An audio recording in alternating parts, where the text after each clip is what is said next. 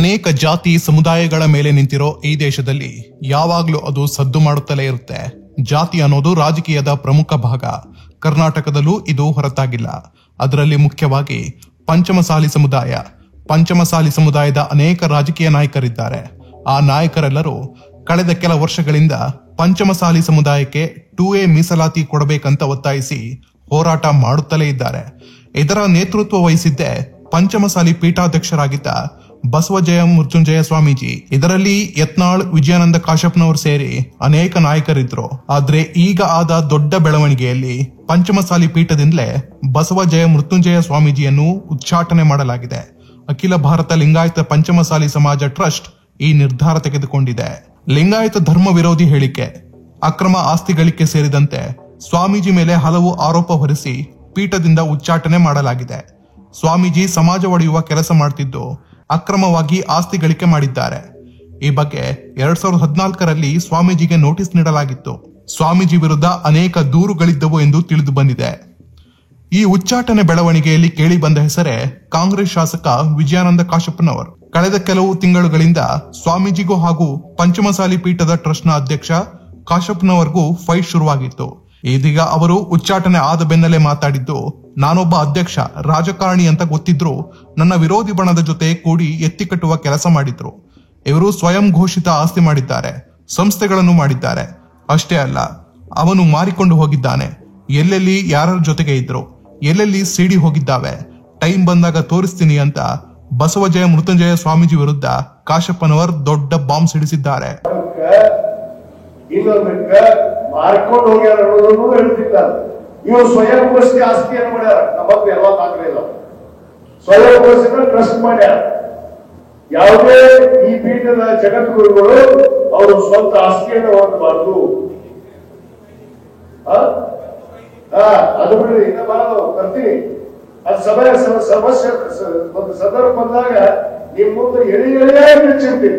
ಎಲ್ಲೆಲ್ಲಿ ಆಸ್ತಿ ಮಾಡ್ಯಾರ, ಎಲ್ಲೆಲ್ಲಿ ಮಣಿ ಮಾಡ್ಯಾರ, ಎಲ್ಲೆಲ್ಲಿ ಯಾರ್ಯಾರ ಜೊತೆಗೆ ಅದಾರ, ಎಲ್ಲೆಲ್ಲಿ ಸಿಡಿ ಹೋಗ್ಯಾವ, ಏನು ಹೋಗ್ಯಾವ ಎಲ್ಲ ಕೊಟ್ಟು ತೋರಿಸ್ತಿದ್ದಾರೆ. ಅದು ಟೈಮ್ ಬಂದಾಗ ತೋರಿಸ್ತೀನಿ ಅಂತ ಮಾತನ್ನು ಹೇಳಿ ತಮಗೆಲ್ಲರಿಗೂ ಮತ್ತೊಮ್ಮೆ ಧನ್ಯವಾದ ಅರ್ಪಿಸಿ ನನ್ನ ಎರಡು ಮಾತನ್ನು ಮುಗಿಸ್ತೇನೆ.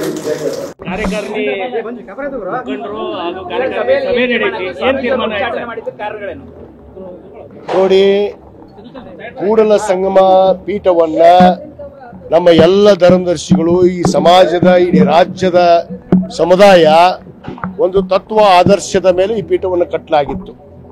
ಇವತ್ತವರೆಗೂ ನಾವೆಲ್ಲ ನಡೆದಿದ್ದು ಬಸವ ತತ್ವದ ಮೇಲೆ. ಯಾಕಂದ್ರೆ ಪವಿತ್ರವಾದ ಅಣ್ಣ ಬಸವಣ್ಣನವರ ಐಕ್ಯ ಭೂಮಿಯಲ್ಲಿ ನಾವು ಮಠವನ್ನು ಮಾಡಿದ್ದೀವಿ. ಇದನ್ನು ಮಾಡುವಂತ ಸಂದರ್ಭದಲ್ಲಿ ನಮ್ಮೆಲ್ಲ ಹಿರಿಯರು ಯಾವುದೇ ಪೂಜ್ಯರು ಬಂದರೂ ಕೂಡ ಅದು ಬಸವ ತತ್ವದ ಆಧಾರದ ಮೇಲೆ ಅವರು ನಡಿಬೇಕು, ಅವ್ರು ನಡೆ ಇರಬೇಕು, ನುಡಿ ಇರಬೇಕು, ಆ ತತ್ವವನ್ನು ಪಾಲನೆ ಮಾಡುವಂತವರೇ ಬೇಕು ಅಂತೇಳಿ ನಾವು ತತ್ವವನ್ನು ಅವ್ರನ್ನ ಬಸವಜಯ ಮೃತ್ಯುಂಜಯವ್ರನ್ನ ಇಲ್ಲಿ ಪೀಠಕ್ಕೆ ಕೂಡಿಸಿದ್ದು.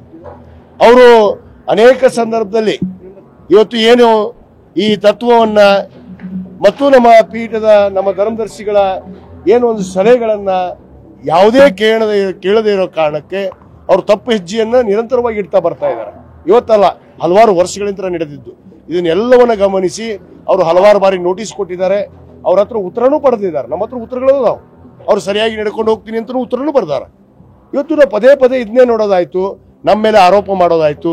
ಈಗ ನಾನೊಬ್ಬ ಅಧ್ಯಕ್ಷನಾದ ಮೇಲೆ ನಾನು ರಾಜಕಾರಣಿ ಅಂತ ಗೊತ್ತಿದ್ದು ನನ್ನ ವಿರೋಧಿಗಳು ಗುಂಪನ್ನು ಎಬ್ಬಿಸಿ ರಾಜಕಾರಣ ಮಾಡಕ್ ಹೋಗ್ತಾರೆ. ಇವರು ಇವತ್ತು ರಾಜಕಾರಣನೇ ಮಾಡ್ತಾ ಇದ್ದಾರೆ. ಅವರು ಯಾರೋ ಒಬ್ಬ ವ್ಯಕ್ತಿ ಇವ್ರ ಮೇಲೆ ದಬ್ಬಾಳಿಕೆ ಮಾಡ್ತಾರಂತ ತಕ್ಷಣ ಅವ್ರು ಹೇಳಿದಂತೆ ಇವತ್ತು ಬಸವ ತತ್ವವನ್ನು ಮರೆತು, ಏನು ಲಿಂಗಾಯತ ಧರ್ಮವನ್ನು ಮರೆತು ಇವತ್ತು ಏನು ಹಿಂದೂ ಅಂತ ಬರ್ಸ್ರಿ ಅಂತ ಹೋಗ್ತಾ ಇದ್ದಾರೆ. ಇವತ್ತು ಬಹಳ ಸ್ಪಷ್ಟವಾಗಿ ಇವತ್ತು ನಮ್ಮ ಪ್ರಧಾನ ಕಾರ್ಯದರ್ಶಿಗಳಂತ ನೀಲಕಂಠ ಸೂಟಿ ಅವರು ಮತ್ತು ಅನೇಕ ಧರ್ಮದರ್ಶಿಗಳು ಇವತ್ತು ಒಂದು ನಿರ್ಧಾರವನ್ನು ಅವರು ಕೈಗೊಂಡಿದ್ದಾರೆ. ಇವತ್ತೇನು ಅವರನ್ನ ಈ ಪೀಠದಿಂದ ಇವತ್ತಿನಿಂತನೇ ಈಗಿಂತನೇ ಅವರು ಈ ಪೀಠಕ್ಕೆ ಬರೋಂಗಿಲ್ಲ, ಅವರು ಈ ಪೀಠದ ಜಗದ್ಗುರುಗಳು ಅಲ್ಲ ಅನ್ನೋದನ್ನ ಬಹಳ ಸ್ಪಷ್ಟಪಡಿಸಿ ಹೋಗಿದ್ದಾರೆ. ಅದರಂತೆ ಇವತ್ತು ನನ್ನ ವೈಯಕ್ತಿಕ ನಿರ್ಣಯ ಅಲ್ಲ, ಇದು ನಮ್ಮ ಪೀಠದ ನಿರ್ಣಯ. ಪೀಠದಲ್ಲಿ ನಾನು ಒಬ್ಬ ಧರ್ಮದರ್ಶಿ. ಇವತ್ತು ನನ್ನ ಅಧ್ಯಕ್ಷನ ಮಾಡಿರ್ಬೋದು. ಇವತ್ತು ನಾನು ರಾಜಕಾರಣಿ ಅನ್ನೋ ಕಾರಣಕ್ಕೆ ಇವತ್ತು ಎದುರಿಸುವಂತ ಕೆಲಸ ಹಿಂದೆ ನೋಡಿದ್ರು. ವಿಷಾಪ್ರಾಸ್ತ ಮಾಡಿದಂತ ಒಬ್ಬ ಏನು ವಿಧಾನಸಭೆಯ ಉಪನಾಯಕ, ವಿರೋಧ ಪಕ್ಷದ ಉಪನಾಯಕ ಹೇಳ್ತಿದ್ದ. ಮತ್ತು ಇವ್ರಿಗೆ ಬಿಗ ಹಾಕ್ಸಿದ್ರಿ ಅಂತ ಹೇಳಿದ್ರು. ನೀವು ಬಂದು ನೋಡಿದ್ರಿ, ಬಿಗ ಹಾಕಿದ್ವೋ ಗೇಟ್ ಹಚ್ಚಿದ್ವೋ ಅಂತೇಳಿ. ಇದು ಸುಮ್ಮನೆ ಆರೋಪ ಅಂದ್ರೆ ವಿನಾಕಾರಣ ನನ್ನ ಎದುರಿಸೋದಕ್ಕೆ ಇವ್ರು ನೋಡಿದ್ರು. ಇವತ್ತೇನು ಟ್ರಸ್ಟ್ ನಮ್ಮ ಎಲ್ಲ ಸದಸ್ಯರು ನಿರ್ಧಾರ ತೆಗೆದುಕೊಂಡಿದ್ದಾರೆ ಮತ್ತು ಸಮುದಾಯದ ಜನಪ್ರತಿನಿಧಿಗಳು ಕೂಡ ನಮ್ಮ ಗಮನಕ್ಕೆ ತಂದಿದ್ದಾರೆ. ಇವ್ರ ನಡೆ ನುಡಿಗಳು ಮತ್ತು ಇವರು ಸ್ವಯಂ ಘೋಷಿತ ಆಸ್ತಿಗಳನ್ನು ಮಾಡಿದ್ದಾರೆ, ಸ್ವಯಂ ಘೋಷಿತ ಸಂಸ್ಥೆಗಳನ್ನು ಮಾಡಿದ್ದಾರೆ. ಇಲ್ಲೇ ಕೂಡಲ ಸಂಘದಲ್ಲಿ ಒಂದು ಶಾಲೆ ನಡೆಯುತ್ತೆ, ಇಲ್ಲೇ ಕೂಡಲ ಸಂಘದಲ್ಲಿ ಇವರು ಒಂದು ಸ್ವಂತ ಜಾಗ ತಗೊಂಡಿದ್ದಾರೆ. ಇವೆಲ್ಲ ತಗೊಂಡು ಇದನ್ನೆಲ್ಲ ಪರಿಗಣಿಸಲಾಗಿ ಇನ್ನೂ ಅನೇಕ ವಿಚಾರಗಳಿದಾವೆ. ಅವು ಹೇಳುವಂಥ ಮಾಧ್ಯಮದ ಮುಂದೆ ಹಂಚ್ಕೊಳ್ಳುವಂಥದ್ದಲ್ಲ, ಅದು ಸಮುದಾಯದವ್ರ ಮುಂದೆ ಹಂಚ್ಕೊಂತೀವಿ. ಅದು ಪರ್ಸನಲ್ ಆಗಿರುವಂಥ ವಿಷಯಗಳು ನಾವು ಪರ್ಸನಲ್ ಆಗಿ ಚರ್ಚೆ ಮಾಡ್ತೀವಿ. ಅದಕ್ಕೆ ಈ ಒಂದು ನಿರ್ಧಾರವನ್ನು ಇವತ್ತು ನಮ್ಮ ಧರ್ಮದರ್ಶಿಗಳು ತೆಗೆದುಕೊಂಡಿದ್ದಾರೆ. ಅದಕ್ಕೆ ನಾನು ಕೂಡ ಬದ್ಧ ಆಗಿದ್ದೀನಿ. ಅತಿ ಖಾಸಗಿ ವಿಚಾರ, yes, that is too much personal ಅಂತ. ಈ ಸ್ವಾಮೀಜಿ ಅವ್ರನ್ನ ಉಚ್ಚಾಟನೆ ಮಾಡಿದ ಮೇಲೆ ಮಠಕ್ಕೆ ಪೀಠಕ್ಕೆ ಮತ್ತೊಬ್ಬ ಹೊಸ ಸ್ವಾಮೀಜಿಯನ್ನ ನೇಮಕ ಮಾಡೋದು ಖಂಡಿತವಾಗಿ ನಮ್ಮ ಸಮುದಾಯದ ಜನ ಏನ್ ನಿರ್ಧಾರ ಮಾಡ್ತಾರೋ ಮುಂದಿನ ನಿರ್ಧಾರವನ್ನು ನಾವು ಕೈಗೊಳ್ತೀವಿ. Thank you. ಮತ್ತೊಂದು ಕಡೆ ಶಾಸಕ ಬಸನಗೌಡ ಪಾಟೀಲ್ ಯತ್ನಾಳ್ ಪರ ಮಾತಾಡಿದ್ಕೆ ಶ್ರೀಗಳನ್ನು ಉಚ್ಚಾಟನೆ ಮಾಡಲಾಗಿದೆ ಅನ್ನೋ ಮಾತುಗಳು ಕೇಳಿ ಬಂದಿವೆ. ಈಗ ಭಕ್ತರೊಂದಿಗೆ ಸಭೆಗೆ ಸ್ವಾಮೀಜಿ ಸಜ್ಜಾಗಿದ್ದು ಪಂಚಮಸಾಲಿಯಲ್ಲಿ ಬಿರುಗಾಳಿ ವಾತಾವರಣ ಎದ್ದಿದೆ. ನಡೆದೈತದ ಸ್ವಾಮಿಗಳ ಬಗ್ಗೆ ಬಹಳಷ್ಟು ಕಂಪ್ಲೇಂಟ್ ಅದಾವು, ಇದು ಅದಾವು. ಟ್ರಸ್ಟ್ ಮಾತು ಕೇಳೋದಿಲ್ಲ, ಟ್ರಸ್ಟ್ ಅವ್ರದ್ದು ಕೇಳೋದಿಲ್ಲ. ಅದಕ್ಕಾಗಿ ಅವ್ರದ್ದು ಬಹಳ ದೊಡ್ಡ ಫೈಲ್ ಐತೆ ಅವ್ರದ್ದು, ಏನ್ರಿ. ಅದಕ್ಕೆ ಅವ್ರನ್ನ ನಿರ್ಣಯ ತಗೊಂಡ್ರಿ ಇವತ್ತು. ನಿರ್ಣಯ ಅವ್ರನ್ನ ಉಚ್ಚಾಟಿಸ್ಬೇಕು ಅಂತೇಳಿ, ಪೀಠದಿಂದ ಉಚ್ಚಾಟನೆ ಮಾಡ್ಬೇಕು ಅಂತೇಳಿ. ಏನಂತ ಕಂಪ್ಲೇಂಟ್ ಬಂದಿದ್ದು ಸರ್? ಕಂಪ್ಲೇಂಟ್ ಭಾಳ ಅದಾವ. I don't want to disclose it. Sir, 1 or 2 ಹೇಳ್ರಲ್ಲ, ನ್ಯೂನತೆಗಳೇನಂತ? ಸ್ವಂತ ಆಸ್ತಿ ಮಾಡಬಾರ್ದು ಸ್ವಾಮಿಗಳು ಅಂತ ನಮ್ಮ ಟ್ರಸ್ಟ್ ಒಳತಿ ಬಯಲಾದಲ್ಲಿ ಒಂದಿದೆ, ಆಸ್ತಿ ಮಾಡ್ಯಾರ. ಡಿಸ್ಇಂಟಿಗ್ರೇಷನ್ ಮಾಡಬಾರ್ದು ಸಮಾಜದೊಳಗೆ ಅಂತ ಹೇಳಿ ದಿನ ಒಂದು ಸಮಾಜ ಹೊಡಿತಕ್ಕಂತ ಕೆಲಸ ಮಾಡ್ತಾರೆ, ಆರ್ಗನೈಸ್ ಮಾಡೋದಲ್ಲ. ಆಮೇಲೆ ಹಣಕಾಸಿನ ವಿಚಾರದೊಳಗೆ ಬಹಳ ಹತ್ತಾರು ವಿಚಾರದೊಳಗೆ ಕಂಪ್ಲೇಂಟ್ ಅದಾವು, ಅವೆಲ್ಲ ಅದಾವು. ಇದನ್ನ ಇಲ್ಲದೆ ಮಾಡಿಲ್ಲ. ಬಹಳ ದಿನ ಕಾದ್ವಿ, ನೋಟಿಸ್ ಕೊಟ್ಟಿದ್ವಿ ಅವ್ರಿಗಿಂದ. 2014 ನೋಟಿಸ್ ಕೊಟ್ಟಿದ್ವಿ. ಎಷ್ಟು ಜನ ಟ್ರಸ್ಟ್ ಅಧ್ಯಕ್ಷರಾಗಿ ಎಷ್ಟು ಜನ ಸೇರಿದ್ರಿ ಮತ್ತು ಎಲ್ಲರೂ ಸೇರಿ ಎಷ್ಟು ಜನ? Majority trust was there. Trust ಇದ್ರು, ಅಧ್ಯಕ್ಷ ಇದ್ರು, ನಮ್ಮ ಇವರು ನಾಡಗೌಡರು ಇದ್ರು. ಚರ್ಚೆ ಆಯ್ತು, ಕಂಪ್ಲೇಂಟ್ ಬಹಳ ಜನ. ಟ್ರಸ್ಟ್ ಎಷ್ಟು ಜನ ಇದ್ದಾರೆ? ಎಷ್ಟು ಜನ ಟ್ರಸ್ಟ್ ನಲ್ಲಿ ಒಂದು 30 ಜನ ಅದಾರ. ಎಲ್ಲರದು ಒಮ್ಮತ ಮೇರೆಗೆ ಆಗಿದೆ. ಹೆಂಗೆ ಸರ್? ಬಹಳ ದಿವಸದಿಂದ ಐತಿ ಒಮ್ಮತ, ಬಹಳ ದಿನ ಐತಿ. ಅವರು ಸರಿಯಾದ ತಿದ್ದುಕೊಳ್ಳೋ ಕೆಲಸ ಮಾಡ್ಲಿಲ್ಲ. ಅವ್ರಿಗೆ ಗಾಡಿ ಕೊಡಿಸಿವಿ, ಕಾರ್ ಕೊಡಿಸಿವಿ, ಎಲ್ಲ ಕೊಡಿಸಿವಿ, ಎಲ್ಲ ಇತ್ತು. ಬಟ್ ಇತ್ತಿತ್ತಲಾಗಿ ಬಹಳ ಫರ್ಕ್ ಆಗಿತ್ತು. ನಮ್ಮ ಬಸವ ತತ್ವಕ್ಕೂ ವಿರುದ್ಧ ಮಾಡ್ಯಾರ. ಬಸವ ತತ್ವ ನಾವೆಂದು ಹಿಂದೂ ಅನ್ನೋದಿಲ್ಲ.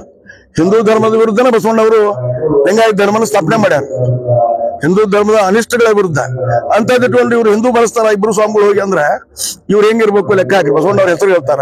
ಈ ಸಮೀಕ್ಷೆ ವಿಚಾರಕ್ಕೆ ಸಂಬಂಧಪಟ್ಟಂಗೆ ಅವರು ಹಿಂದೂ ಅಂತ ಹೇಳಿದ್ದು ಅವ್ರ ರಾಜಕೀಯ ಒತ್ತಡ ಐತಿ. ರಾಜಕೀಯ ಮುಖಂಡರದು ಯಾವ್ದಂತೂ ನಿಮ್ಗೆ ಗೊತ್ತೈತಿ. ಮುಖಂಡರದ್ದು ಒತ್ತಡ ಐತಿ. ಅವರು ಬಹಳಷ್ಟು ಹಣ ಗಿಣ ಸ್ವೀಕಾರ ಮಾಡ್ರ, ಮಠ ಕಟ್ಟಕ್, ಗುಡಿ ಕಟ್ಟಕ್ ಅಂತೇಳಿ. ಹರಿಹರದವ್ರು ಕಾಶ್ಯಪ್ನವ್ರನ್ನ ಬೆಂಬಲಿಸಲಿಲ್ಲ ಅನ್ನೋ ಒಂದು ವಿಚಾರಕ್ಕೆ ಅವ್ರು ಗೆದ್ದ ಗೆಲ್ತಾರ. ಸೋಲು ಗೆಲುವು ರಾಜಕಾರಣಿಗೆ ಇದ್ದೇ ಇರ್ತದೆ. ಒಂದ್ಸಲ ಗೆಲ್ತಾರ, ಒಂಥರ ಸೋಲ್ತಾರ. ರಾಜಕಾರಣ ಇರೋದು ಅದು. ಪಾರ್ಟಿ ಏನು ಪ್ರೋಗ್ರಾಮ್ ಮೇಲೆ ನಡೀತಾವು. ಬಟ್ ಒಂದು ಕಾಶ್ಯಪ್ದು ಒಂದು ಭಾಗ ತರುಣ ಅದಾನ, ಚಲೋ ಕೆಲಸ ಮಾಡ್ತಾನ.